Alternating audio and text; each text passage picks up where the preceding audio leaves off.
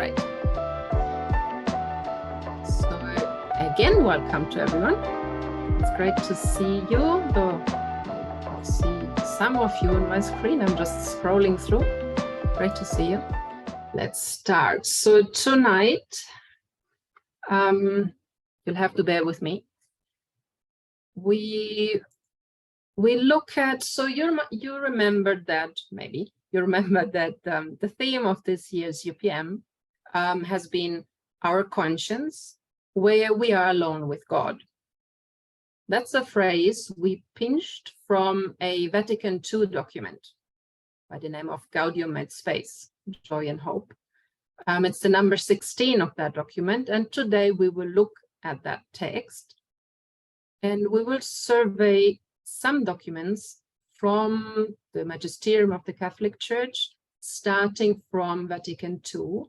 We will look at how they describe and understand conscience, moral conscience.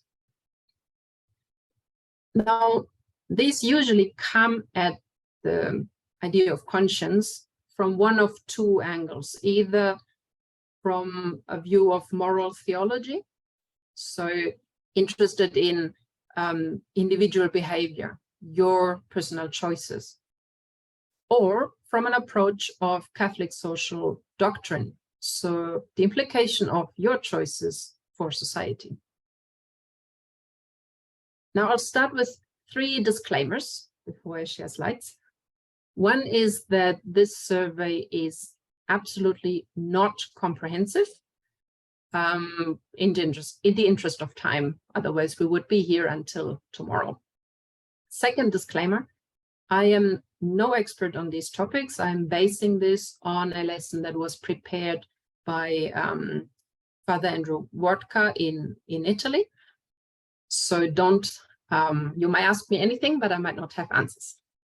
And disclaimer number 3, the texts you will see on the slides are from the Vatican website. They are the official translations of these various documents. And for the older documents, they don't use inclusive language. But I've stuck with them anyway. I will use inclusive language when I refer to these texts in my own words, but you just have to bear with that. So moral conscience or conscience is a complex topic, and there's a lot of interpretations on what conscience is. It depends a lot on the idea that you have on what it means to be a human being. If we're in a Christian context, and as we heard from Andrew, if you remember in the first lesson this year, conscience can be described as an interior voice, an ability we have to communicate with the transcendent, with the voice or with God. So not just with a rule or law, but with the author of any rule or law, directly with God. Now, it's important to keep in mind that conscience is much more complex than that. There are many voices in our conscience, in our hearts, and not all of them come from God. There's a range of complex factors that go in there, but we won't go into all that.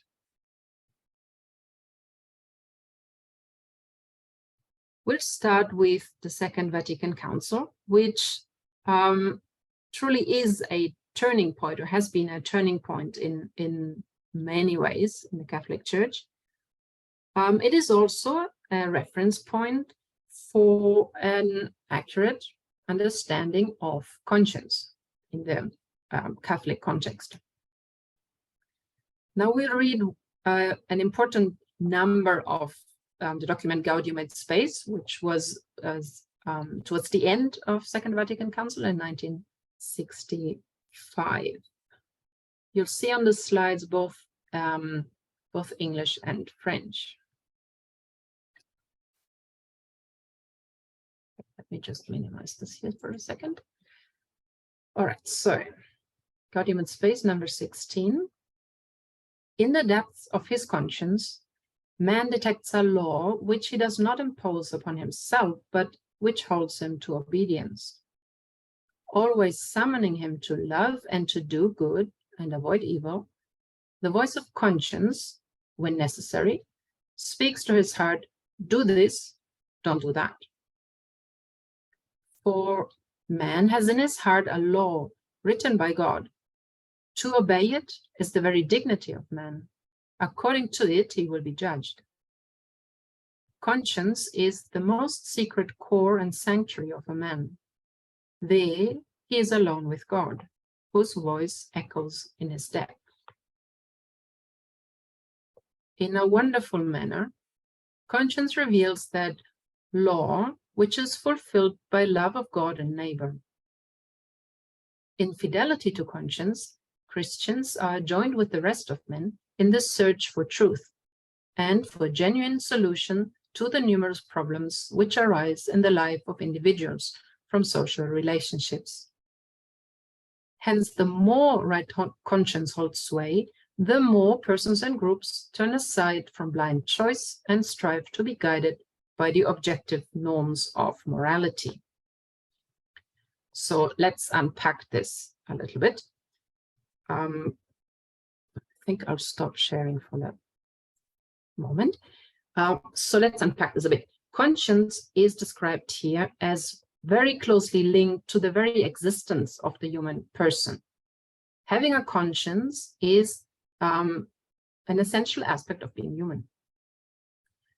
Conscience, it said, is a person's most secret core and sanctuary, where they find themselves alone with God.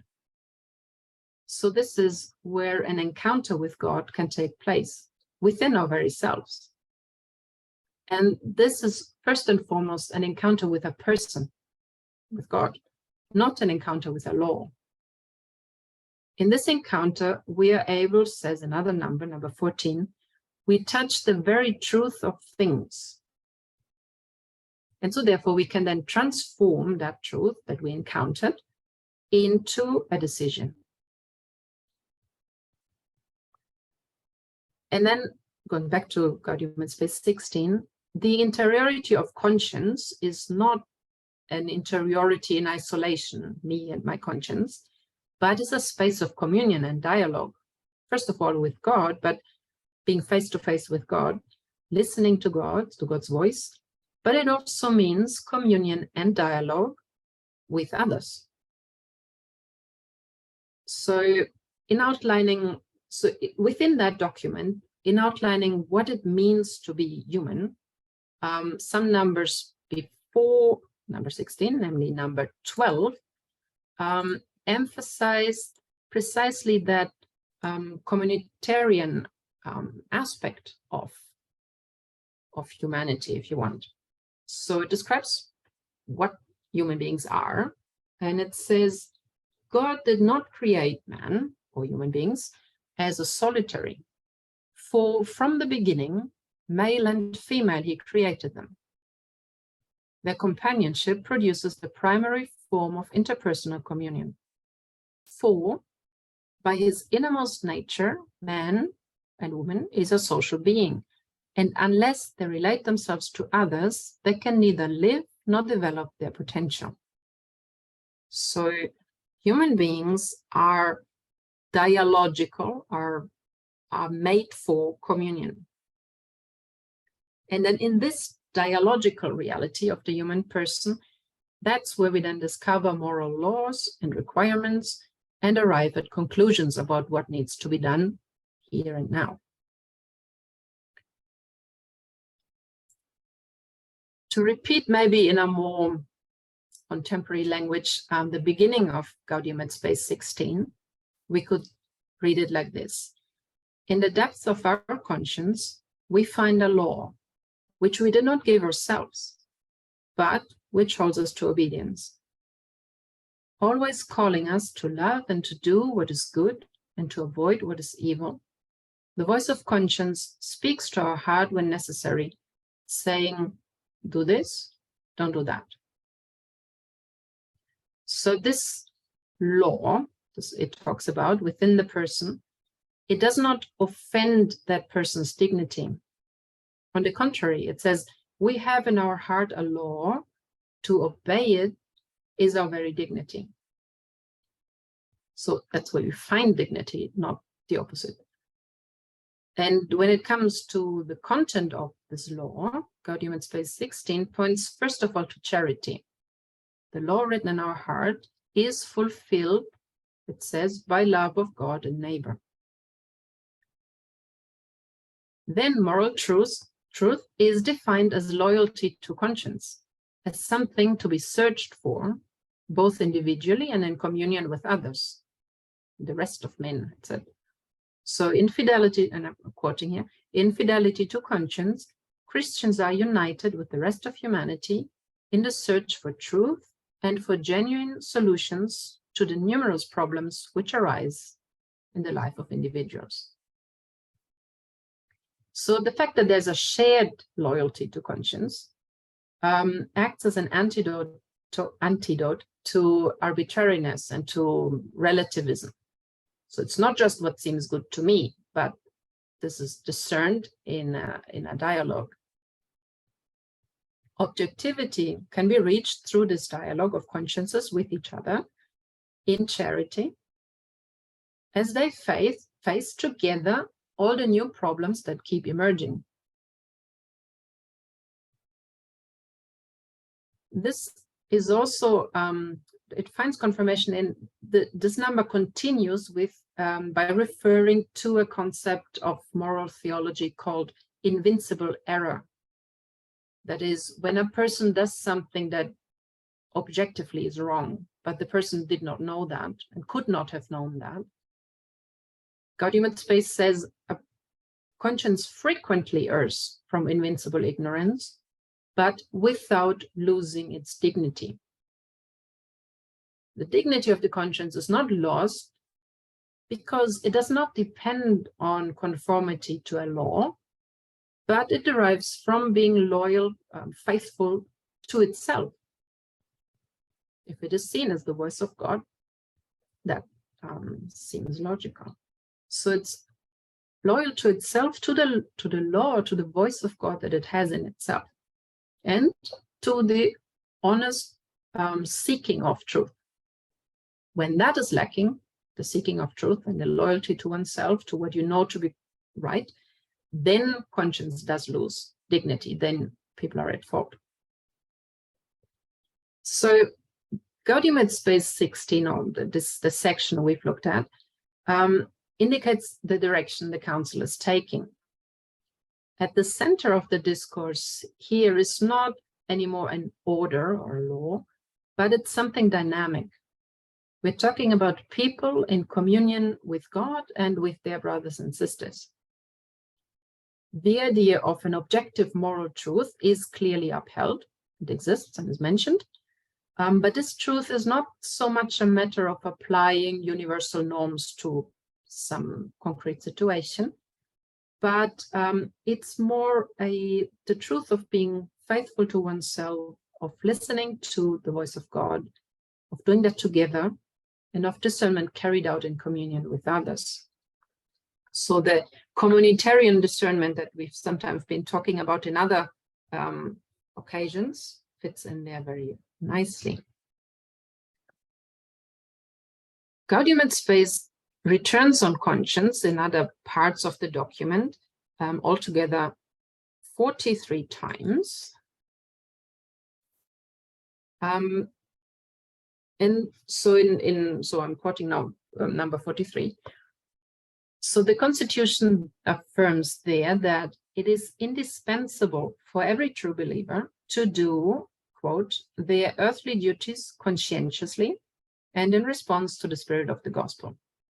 So this number of the document is also about the role of lay people, where conscience obviously is very important.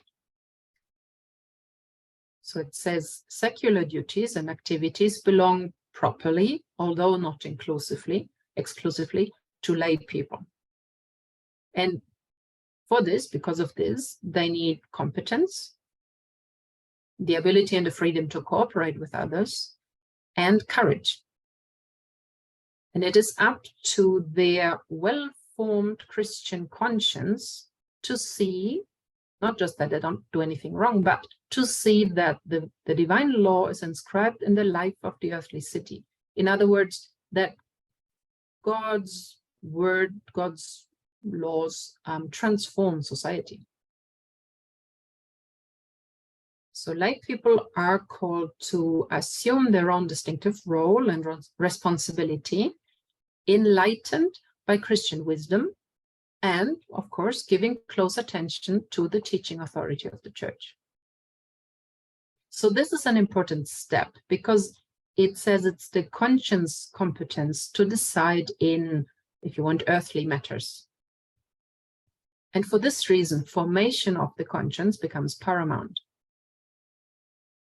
And the church's magisterium is seen here not as a substitute for conscience, but its function towards it is that of assistance, to help form it, to inform it.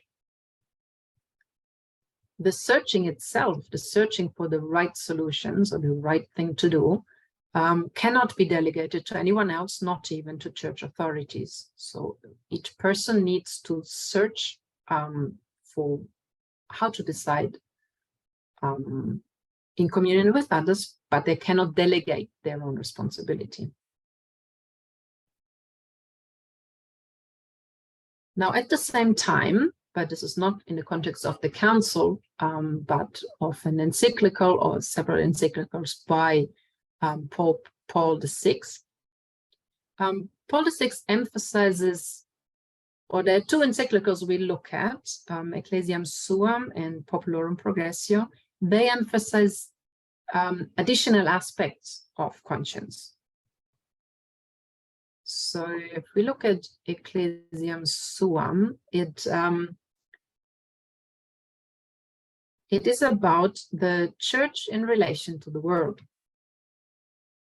So this document expresses the desire at its beginning that church and world should meet together and get to know and love one another. In the 60s, that was still not a bit disputed, you know. So to this end, to this encounter, Paul VI affirms that it is a duty of the church at the present time to strive toward a clearer and deeper awareness of itself. The word awareness in English here, the Latin, you know, the original language of these things is Latin, is conscientia, which in English can mean conscience or self-awareness. Because you need to know yourself, who you are, in order to make a conscientious or the choice of conscience. So they go together.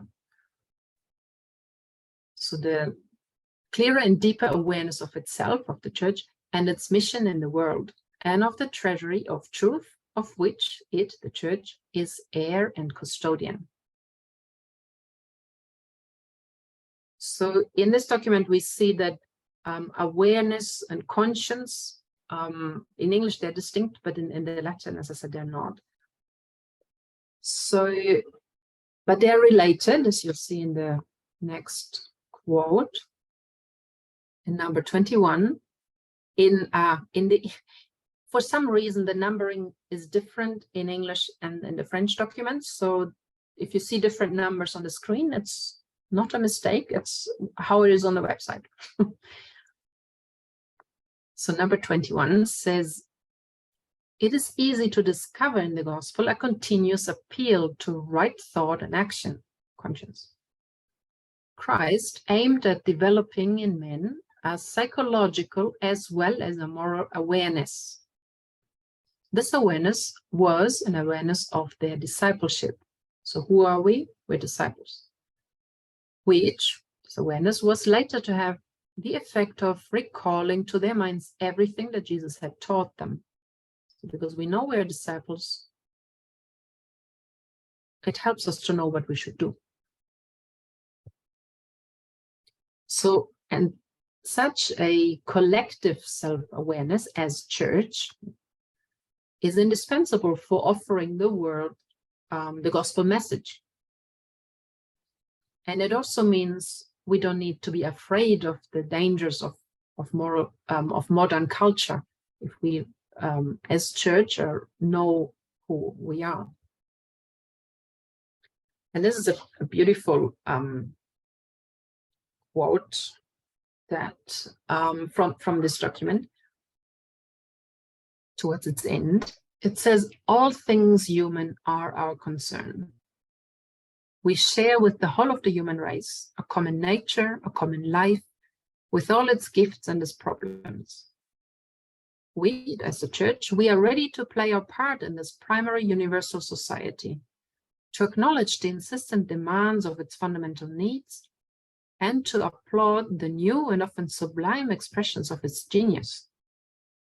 There are moral values of the utmost importance which we have to offer it. These are of advantage to everyone." So here, the moral values that are mentioned are seen as a gift that believers are meant to offer to the world, to humanity, in a respectful dialogue.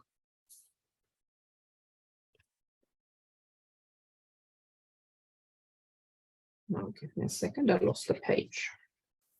Yeah.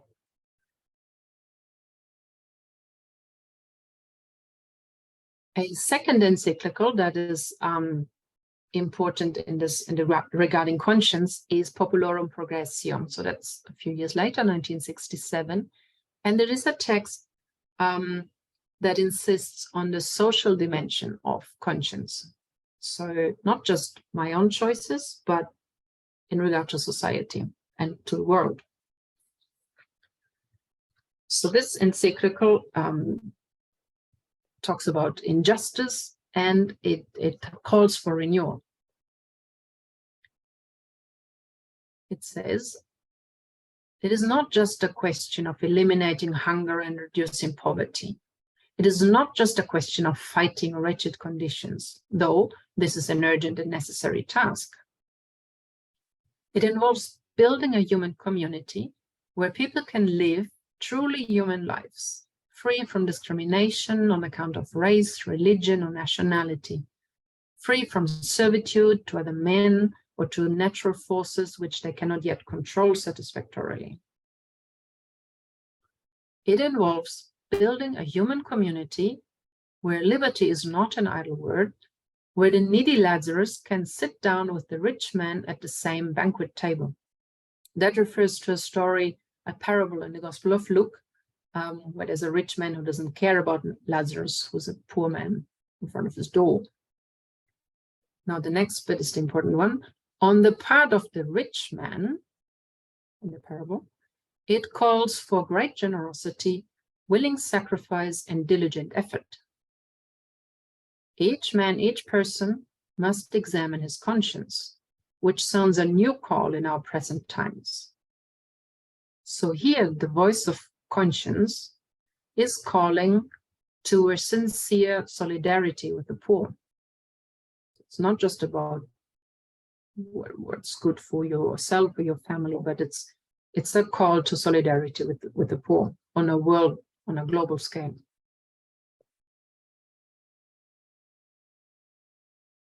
So we'll move to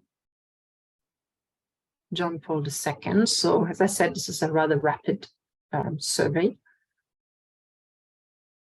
Now, in the decades that followed Vatican II, the magisterium intensified its focus on conscience and on the proper formation of conscience.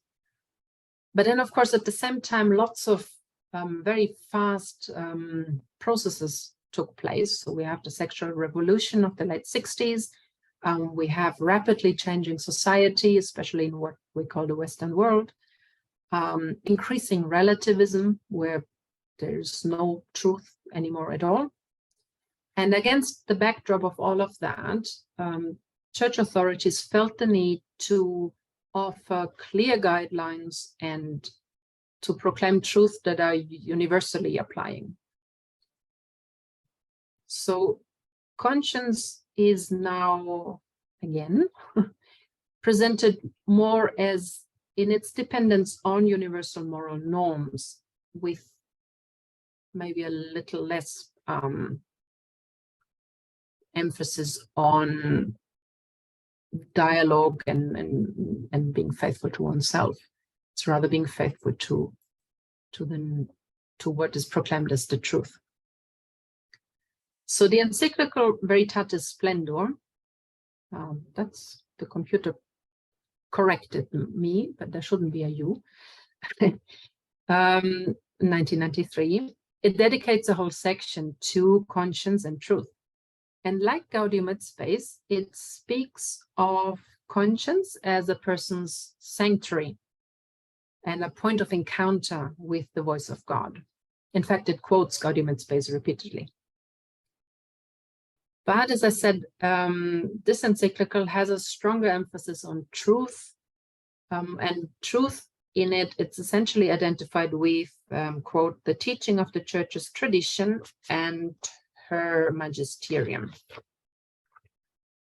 So the ideas of dialogue and faithfulness to oneself are there, but just as prominent. So moral conscience, as we see in the quote here, is seen like a place, if you want, where human freedom and divine law meet. So it says, conscience, in a certain sense, confronts a person with the law and thus becomes a witness for man, a witness for the person, a witness of his own faithfulness or unfaithfulness with regard to the law, of his essential moral rectitude or iniquity. This is important. Conscience is the only witness, since what takes place in the heart of the person is hidden from the eyes of everyone outside. So no one else can judge a person really. At the same time, it says a tiny bit later, conscience is the witness of God himself. So it's a witness for the person, because only conscience knows what you were thinking or what's in your heart. But it's also a witness of God, whose voice and judgment penetrate the depth of man's soul, calling him to obedience. So that refers back, you might hear the reference to Gaudium et Spes. So this witness of conscience takes the form of a practical judgment, which makes known what man must or must not do, or which assesses an act that he or she has already done. The first principle of law, here as in Gaudium et Spes, is to love and do good and avoid evil. That sounds simple enough. And then conscience is the application of law to a particular case, a call to do good in the concreteness of any given situation. Now that sounds very easy, but in practice, what does it mean to love and do good and to avoid evil? Obviously, is much more, can become very complex. And therefore, this section concludes by stating the need for formation of conscience. Saying there, the Church puts herself always and only at the service of the conscience, helping it to avoid being tossed to and fro by every wind of doctrine proposed by human deceit. That's a quote from a reading we had recently at Mass, I think. And helping it, the conscience, not to swerve from the truth about the good of man, but rather, especially in more difficult questions, to attain the truth with certainty and to abide in it. So there's a great optimism about attaining the truth with certainty. And that is said, as I said, in contrast to growing relativism in society. So yes, there is a truth and we can help you find it. Now, Benedict XVI, the vision of Christian life that is proposed in his encyclicals presupposes mature consciences that are open and that are committed to search for the good and for the truth. So among his encyclicals, the one with the most references to conscience is Caritas in Veritate, which is on integral human development in charity and truth. And it's from 2009. And it's an encyclical of on social doctrine. So it draws on Populorum Progressio and other such documents of the past. Now, for Benedict XVI, it is really important the relationship between conscience and truth. The Church's social doctrine is, in Latin, Caritas in Veritate in Re Sociali, the proclamation of the truth of Christ's love in society. And so he explains that without truth, without trust and love for what is true, there is no social conscience and responsibility. So he explains why truth is important. And social action ends up serving private interests and the logic of power, resulting in social fragmentation, especially in a globalized society at difficult times like the present. So we need universal truth. The document also develops an idea that we found in Gaudium et Spes, and that is that of consciences in dialogue with each other.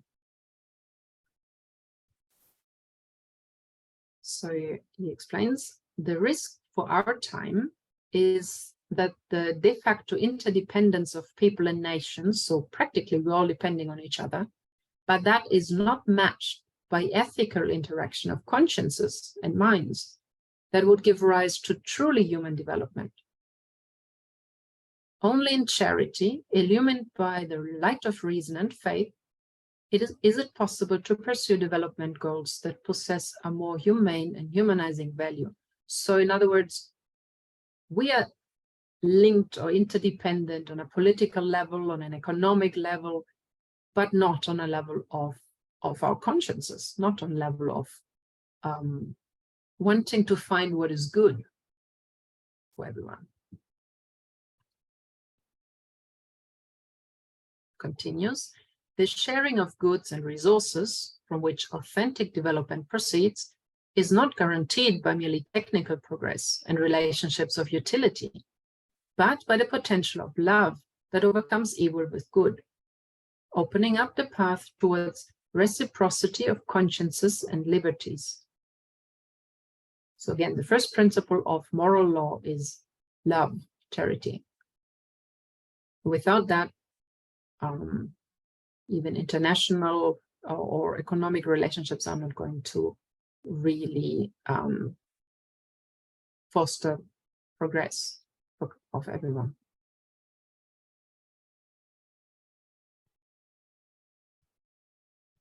So we come to Pope Francis. In his first encyclical, Lumen Fidei, of 2013, there are mainly indirect allusions to conscience. For example, so it emphasizes it's on faith, no? Lumen Fidei, the light of faith. It talks about faith as a light for our darkness. So that implies that it gives light on guiding your decisions. But I look at Evangelii Gaudium, which is not an encyclical, it's an apostolic exhortation. And it concluded in the 13th Ordinary General Assembly of the Synod of Bishops on the new evangelization for the transmission of the Christian faith. So there was Synod of Bishops on new evangelization. This is the concluding document. And it doesn't have many explicit references to conscience. In the Italian text, there are 14. In English, there are only 6. Again, because the word range is a bit different. But the entire document presupposes a central role of conscience in this missionary conversion that Pope Francis proposes. And also, if you think of a more typically Jesuit expression, that of discernment or discerning the spirits, that's another way of referring to a conscience-guided way of making decisions, and that occurs 20 times. And usually it occurs in a collective and ecclesial sense. So not just discerning my own decisions, but discerning together. So Evangelii Gaudium begins by outlining, among other things, a great danger in today's world, it says.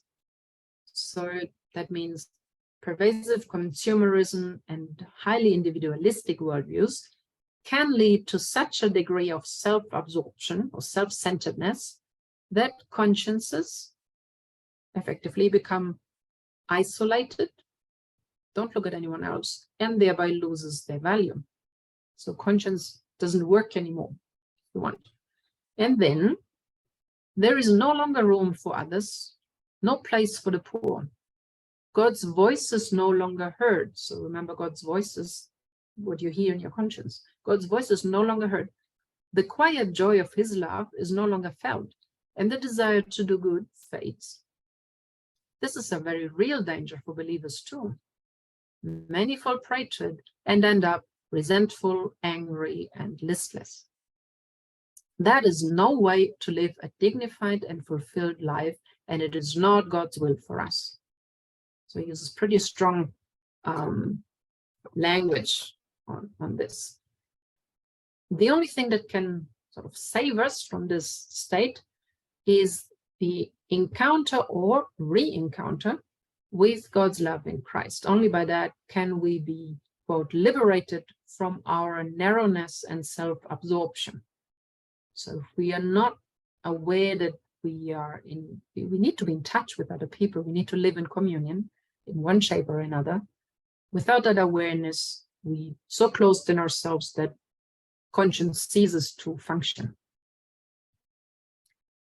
Now, the main concern that Pope Francis expresses in this document is not so much that of a universal moral truth, but the main concern is stated here, this is number 49, if something should rightly disturb us and trouble our consciences, it is the fact that so many of our brothers and sisters are living without the strength, light, and consolation that is born of friendship with Jesus Christ, without a community of faith to support them, without meaning and a goal in life.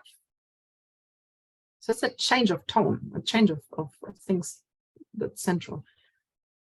So the form of fear that he wishes people to have is not that of going astray, but he says, my hope is that we will be moved by the fear of remaining shut up within structures which give us a false sense of security, within rules which make us harsh judges, and within habits which make us feel safe, while at our door people are starving and Jesus does not tire of saying to us, give them something to eat. In referring back to Paul VI, Ecclesiam Suam, Francis exhorts to, quote, an ever watchful scrutiny of the signs of the times. Obviously, that refers back to the gospel. And he also says, so he calls to distinguish clearly what might be a fruit of the kingdom from what runs counter to God's plan. That's in number 51. So his analysis of society is as critical of it as that of previous popes.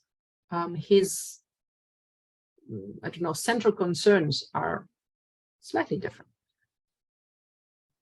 Among the cultural challenges that he does list, and there's quite a list, he says this, that we live in, quote, an information-driven society which bombards us indiscriminately with data and which leads to remarkable superficiality in the area of moral discernment. Now, if you glimpse over there on the French, it's a terrible superficiality in the area of moral discernment. So people just don't care or don't think much.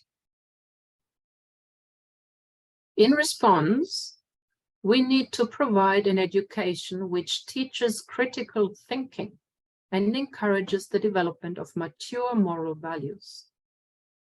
So In other words, we need a way more efficient way of forming our consciences. Not reinforcing the rules, but forming consciousness to think critically and develop moral values so that then they reach the right conclusions.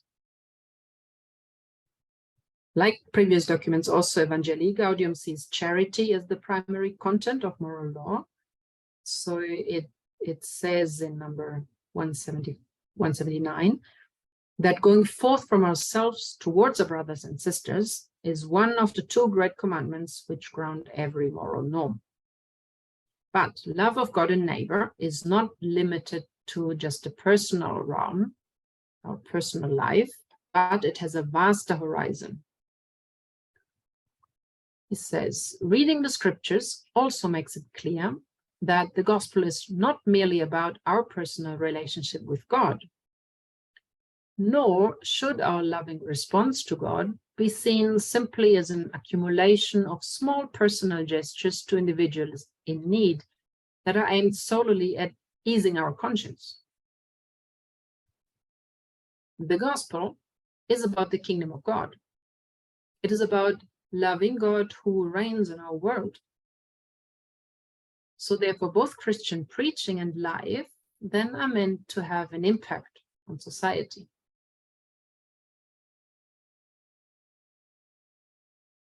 Now, we don't have time to explore other documents of Pope Francis, but just two brief remarks on two later documents that do mention conscience, also in different ways. One, of course, is Laudato Si, which may well be the first pontifical document to put conscience in the context of the ecological crisis.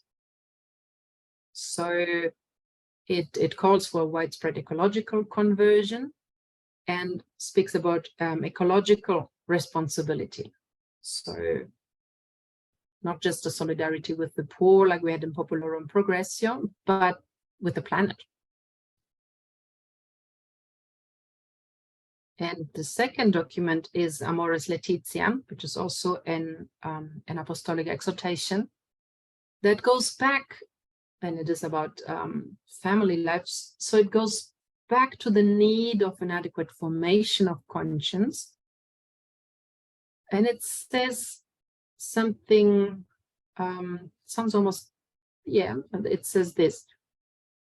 We church have long thought that simply by stressing doctrinal, bioethical, and moral issues without encouraging openness to grace, that then we were providing sufficient support to families. He goes on to say that maybe that wasn't enough. We have been called to form consciences, not to replace them. Which, if you have paid attention, is nothing new. Gaudium et Spes said that. Veritatis Splendor said that. It's just put in a different way. Now, on this point that consciences cannot be replaced, a later number refers, in number 222, refers explicitly back to Vatican II, indeed, to the very text that we started our survey with, Gaudium et Spes number 16. So I thought I'll finish by rereading the first few lines of that text, and then that will be the conclusion. So we started by reading this. In the depth of our conscience, we find a law, which we did not give ourselves, but it holds us to obedience, always calling us to love and do what is good and to avoid what is evil. The voice of conscience speaks to our heart when necessary, saying, do this, don't do that. Thank you for listening so long. Sorry, it was a bit longer than I wanted it to be. Can you please expand on how seeking excess data and information actually lead to superficiality? That goes to, that was Benedict XVI who said that, right? Just find mine. I think it was him. I messed up my papers, but I think it was him.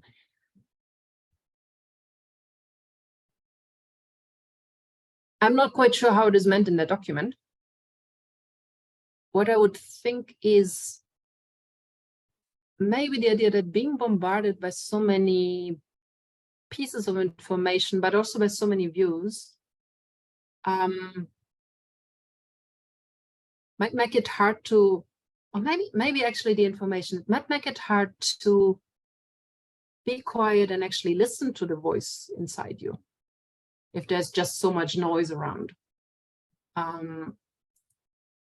So I haven't looked at the context of the quote very much, but I think that might be my sense of understanding it. You know, when there's just so much information, so much noise, to actually go inside yourself and think, okay, what is the right thing to do? Which requires a bit of quiet time, perhaps. Then it's harder now than it was decades ago to have that quiet time. That makes sense. What is the aspect of life relating to competence, cooperation, and courage? That was in Gaudium et Spes, I think. So that was talking about the contribution of lay people in particular. So keep in mind, before Vatican II, lay people were not thought to contribute terribly much.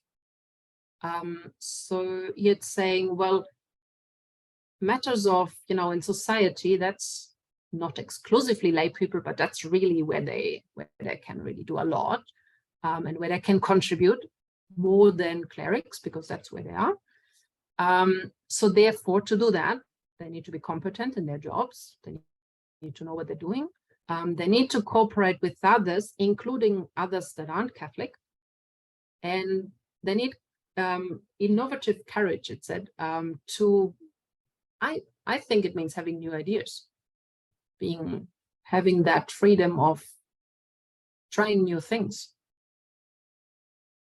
being, you know, with a very well-informed conscience and listening attentively to the magisterium, but have that courage as well. I think that's the context there. Cool. Thanks, Jana. Nice. Nice to see you anyway. Mike. Yes.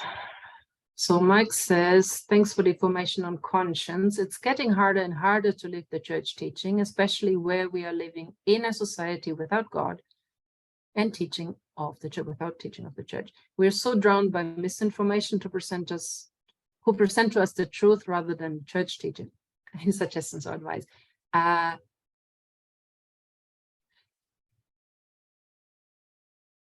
First impression, first instinct was not really. Second one, no, actually we do have something, because, you know, when Gaudium et Spes talked about dialogue of consciences and that leads to finding the truth, that's what we call seeing things with Jesus in the midst, basically. So as a guidance for that is kind of typical for us as members of the Focolare movement, we have that additional light.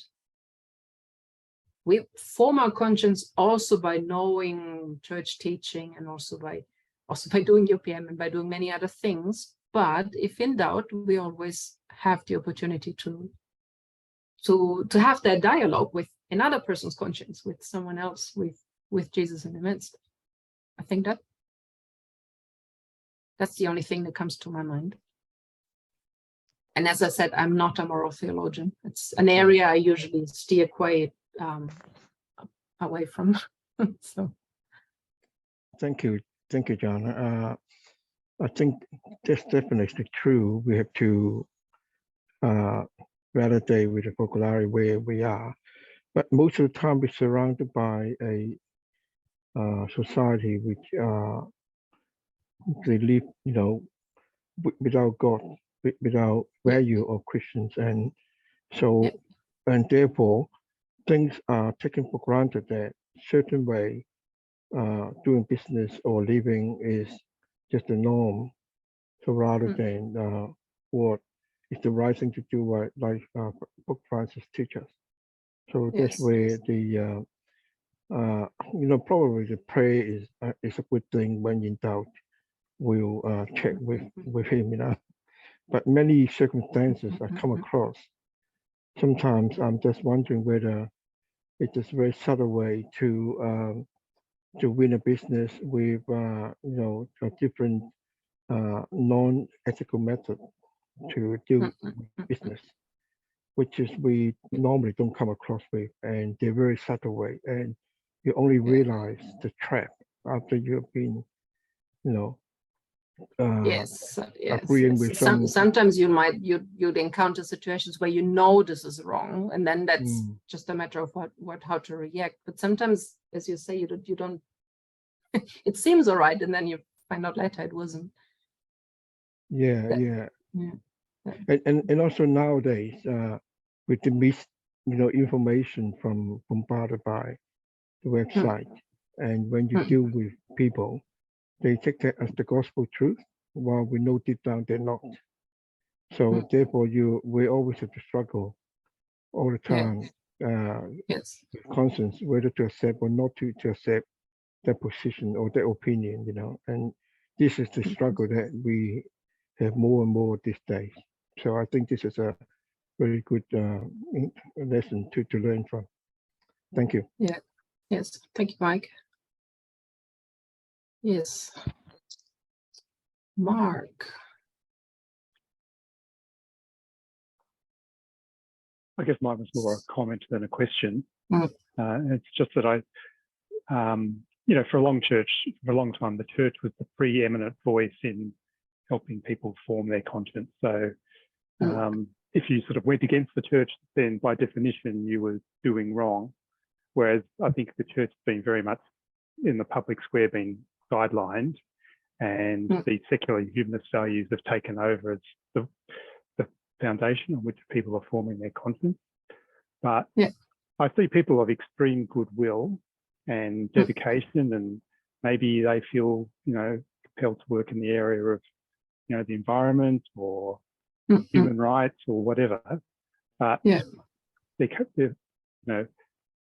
they're coming from having formed a very different conscience. And I'm starting to see people now in the media, people use the term, in all conscience, I can't support the church's teaching on this because it's evil, and it's becoming almost accepted when that's said. So, Yes.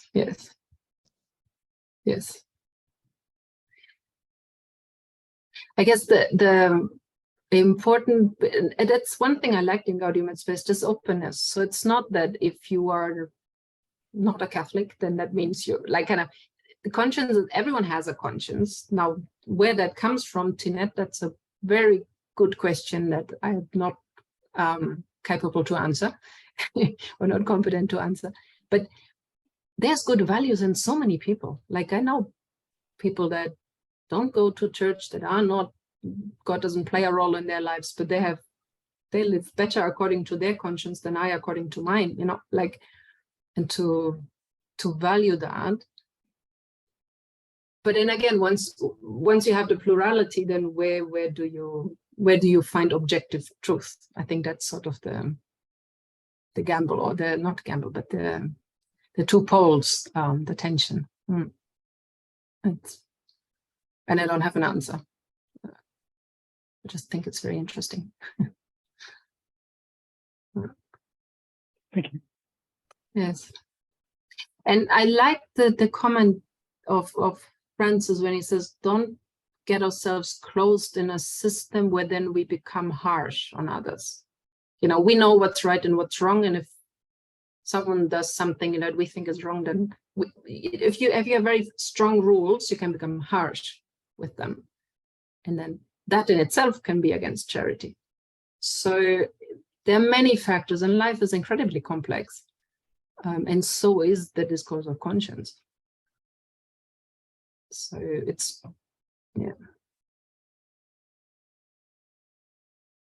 Yes, we need to listen to the Holy Spirit in in many ways, and do our bit so that we hear that voice rather than the millions of other voices that are around as well. So, yes.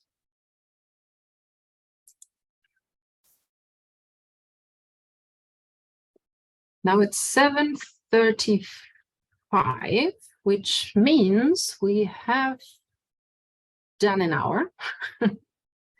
It's almost time to finish, but before we finish, so Bruno, am I right? We have one more UPM lesson coming, I think. Well, not really a lesson, but we will meet once again. Oh, you're mute. Sorry. Yes, we have the exams on the 23rd of November. Oh, it's It'll yes, be very but tough. it's not going to be an exam in that strict sense of the word, because otherwise no one will come. No, Oh, no, yes, no, no. You're right. It's going. I was only joking that it will be tough.